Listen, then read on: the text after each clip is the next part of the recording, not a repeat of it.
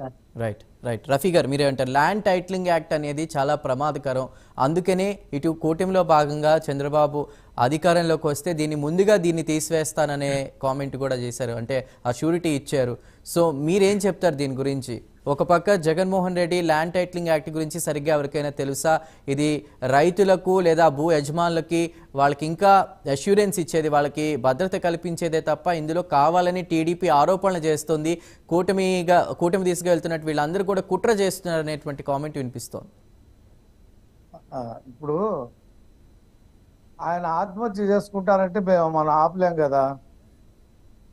మేము క్లియర్గా చెప్పాము ఆ క్లాతులన్నీ ప్రజలకు వ్యతిరేకమని, ఒరిజినల్ డాక్యుమెంట్స్ ప్రభుత్వం దగ్గర పెట్టుకొని జిరాక్స్ కాపీలు ఇస్తామనేది ఆయన ఉద్దేశం. పట్టాదారు పాస్ పుస్తకాల మీద ఆయన బొమ్మలు వేసుకున్నాడు కదా, ఆయన బొమ్మ వేసుకోవటం ఏంటి? దానికి సంబంధించి ఎవరైతే యజమానులు కొంతమంది కామెంట్స్ కూడా అంటే తిడుతున్నటువంటి పరిస్థితి, మా తాత ముత్తాతల కాలం నాటి వాటి మీద మీ బొమ్మలు ఏంటంటే భార్యనే సాక్షాత్తు భారతీ రెడ్డి గారిని భాస్కర్ రెడ్డి అనే ఒక రైతు నిలదీశారండి. అదే చెప్తున్నాను, నిలదీశాడు. ఆయన ఒక సర్పంచ్, మాజీ సర్పంచ్ ఆయన. అలాగే ఎక్కడ పడితే అక్కడ అడుగుతా ఉన్నారు. ఇప్పుడు సర్వే చేశాను 6,000 గ్రామాలు అంటున్నాడు. అవును, 17,000కి. అవును, మొత్తం ఈ రాళ్ళు మీద బొమ్మలు పెట్టుకున్నాడు. 500 కోట్లు కుంభకోణం.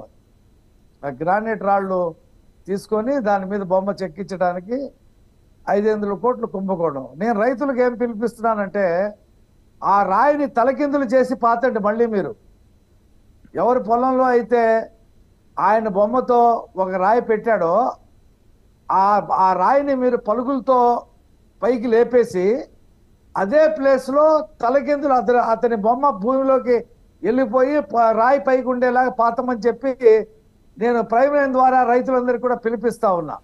ఎందుకంటే పొలం మీది, మీ తండ్రి ద్వారానో లేదా మీ తాత ద్వారానో మీ పూర్వీకుల ద్వారానో వచ్చింది, లేదా మీరు కష్టార్జితం కొనుక్కొని ఉంటారు. ఇతని బొమ్మ ఏంటి?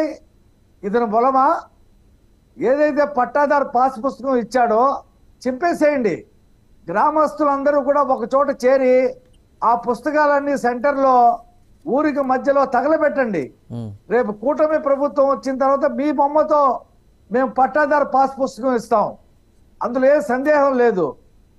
ఇప్పుడు ఓటీఎస్ అనేటువంటి ఒక ప్రోగ్రాం మీద పాత ఇళ్లకి ఎప్పుడో ఇందిరాగాంధీ, ఎన్టీ రామారావు, రాజశేఖర రెడ్డి, చంద్రబాబు నాయుడు గారికి ఇచ్చినటువంటి ఇళ్లకి 10,000, 15,000, 20,000 వసూలు చేశాడు ఆ గ్రామ స్థాయిని బట్టి.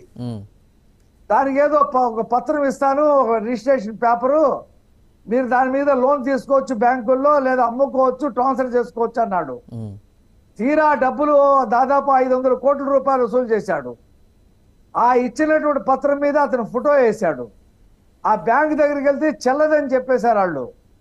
ఇది లోన్ ఇవ్వడానికి చెల్లదని చెప్పేశారు. దాదాపు 56 లక్షల మంది మోసపోయారు ఇతని వల్ల. అంతేకాకుండా ఈ ల్యాండ్ టైటిలింగ్ యాక్ట్ తో పాటు ఎక్కడ కూడా భారతదేశంలో స్వాతంత్రం వచ్చిన తర్వాత ప్రతి సంవత్సరం ఇంటి పన్ను 15% పెట్టేటువంటి బిల్లు ఎక్కడా చెప్పలా, ఏ కేంద్ర ప్రభుత్వం చెప్పలా.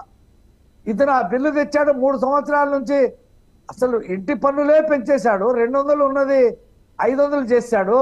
500 మీద ప్రతి సంవత్సరం వసూలు చేస్తా ఉన్నాడు. ఇప్పుడు విజయవాడలో ఒక సమస్య ఉందండి. మంచి సెంటర్లో, గవర్నర్పేట సెంటర్లో వృద్ధులు ఉన్నారు. వాళ్ళ పూర్వీకుల నుంచి ఒక పెకుటిల్లు వచ్చింది. వాళ్ళ పిల్లలు ఏదో పంపిస్తున్న దాని మీద ఆ ఇంట్లో ఉండి వాళ్ళు తింటున్నారు. అది వాల్యుయేషన్ మీద ఇంటి పన్ను వేసాడు ఈయన. మామూలు ఇంటి పన్ను కాదు, ఆ వాల్యుయేషన్ విపరీతంగా ఉంది ఆ ఏరియాలో, గవర్నర్పేట ఏరియాలో. వాళ్ళకి 1,000 రూపాయలు ఇంటి పన్ను కట్టవలసి వచ్చింది. కాబట్టి ఈ రకంగా పీడిస్తా ఉన్నాడు మొత్తం రాష్ట్రంలో ప్రజలందరినీ. కాబట్టి ఈ ప్రభుత్వం ఇంకా ఉండేది, ఓటింగ్ జరిగేది 5 రోజులు.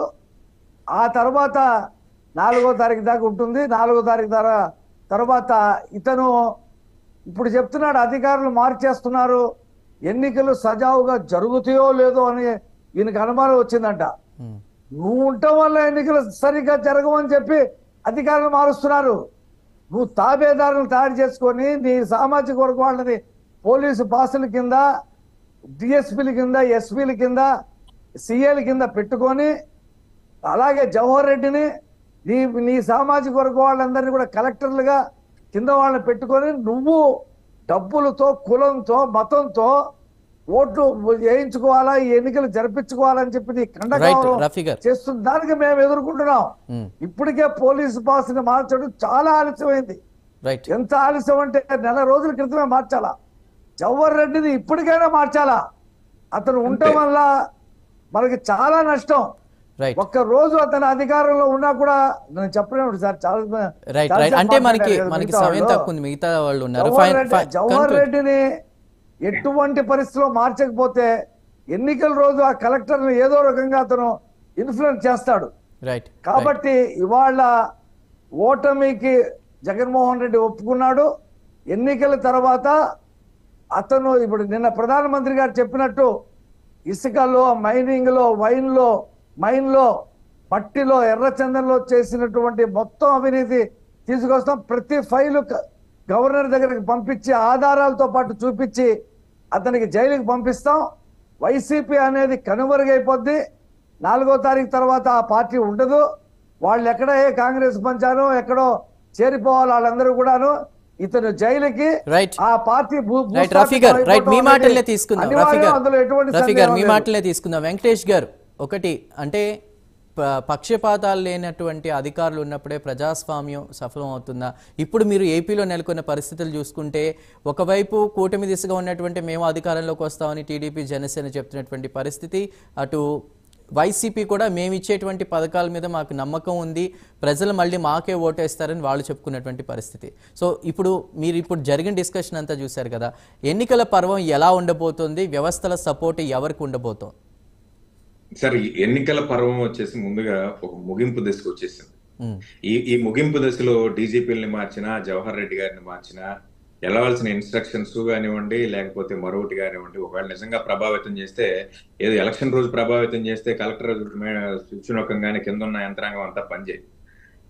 మునుపెన్నడూ లేని విధంగా 2 నెలల ముందే ఎలక్షన్ కోడ్ వచ్చినప్పుడు ఒకవేళ అధికారుల మార్పు జరగాలి అని అనుకుంటే, కీలకమైన అధికారుల మార్పు 2 నెలల క్రితమే జరిగి ఉండాలి. ఇది రీసెంట్ గా జరిగినటువంటి ఈ దాడులు ఏవైతే ఉన్నాయో, ఈ దాడుల నేపథ్యంలో ఎలక్షన్ 5 రోజుల ముందుగా ఈ రాష్ట్ర స్థాయి అధికారులు మార్చడం వల్ల పెద్ద గణనీయంగా వచ్చేటువంటి మార్పులు చేర్పులు ఏమి ఉండవు. నేను మరొక మాట కూడా చెప్పదలుచుకున్నాను. సీఎం గారు ఈ విషయం మీద ఒక వ్యాఖ్య చేయడం అనేది సింపతి గెయిన్ చేయడానికే మాట్లాడుంటారు తప్ప దీనివల్ల సీఎం గారికి వచ్చేటువంటి నష్టం కూడా లేదని నేను క్లియర్ కట్ గా చెప్పాలనుకున్నాను. చెప్పిన మాట కూడా వాస్తవం. ఇక రెండో విషయానికి వచ్చినట్లయితే, పోలవరం మీద బీజేపీ ప్రతినిధి గారు చెప్పినట్లు కరణం గారి ప్లేస్ లో టీఆర్ఓని రీప్లేస్ చేస్తున్నారు అనే విషయం మీద, ఎందుకంటే ఈ విషయం మీరు అడగకుండా కూడా చెప్పేది ప్రజలకి స్పష్టంగా ఒక విషయాన్ని కన్వే చేయాల్సిన అవకాశం గాని అవసరం గానీ ఉంది. కరణం గారిని టీఆర్ఓ ప్లేస్ లో రీప్లేస్ చేసడానికి జగన్మోహన్ రెడ్డి గారు చేస్తున్నారు అని అంటే దీన్ని నేను ఖచ్చితంగా ఖండిస్తున్నాను. 2019 మే 30వ తారీఖున జగన్మోహన్ రెడ్డి గారు వచ్చారు. ఆయన ప్రమాణ స్వీకారం చేశారు. అలాగే 25/11/2019 25 నవంబర్ 2019 ఆల్మోస్ట్ ముసాయిదా బిల్లు రెడీ చేసి రాష్ట్రాలకి 250 పేజీలతో ఏ రాష్ట్రాలకి ఆ రాష్ట్రాలకు తగిన విధంగా మీరు మీ land titling and guarantee act ని అమలు పరచండి అనేటువంటి ఒక 250 పేజీలతో ఒక ముసాయిదా బిల్ ను పంపించడం జరిగింది. వెంకటేష్ గారు, సమయం లేదు, ఒక్క నిమిషం. దీనిలో సెక్షన్ 5 చూడండి సార్. ఒకసారి బీజేపీ ప్రతినిధి గారిగా చెప్తున్నా. ఆయన క్లియర్ కట్ గా appointment of title officer TRO అనేది జగన్మోహన్ రెడ్డి గారు చెప్పినటువంటి విషయం కాదు, ఇది కేంద్రం నుంచి వచ్చింది. నేను మరొక విషయాన్ని నేను అడగదలుచుకున్నా. రేపొద్దున ఎన్డీఏ ప్రభుత్వం వస్తే 250 పేజీలతో వచ్చినటువంటి ఈ రాష్ట్రంలో అమలు చేయబడుతుందా?